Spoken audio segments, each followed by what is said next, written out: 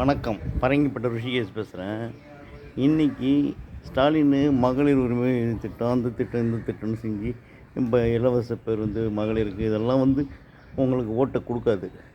ஸ்டாலின் செய்ய வேண்டிய விஷயம் என்னென்னா, அரசு பள்ளி மாணவர்களுக்கு 3 வேளை உணவு உறுதி திட்டம், 3 வேளையும் அவங்களுக்கு சாப்பாட்டுக்கு வழி செஞ்சு, அரசு பள்ளி மாணவர்கள் ஒரு அடையாள அட்டையை வைத்திருப்பார். அரசு பள்ளி மாணவர்களுக்கு 3 வேளையும் அந்தந்த ஊர்லேயும் ஒரு கூடம் அமைத்து, உணவு கூடம் அமைத்து அவர்களுக்கு 3 வேளையும் உணவு அருந்துவதற்கு வழி செய்யணும்.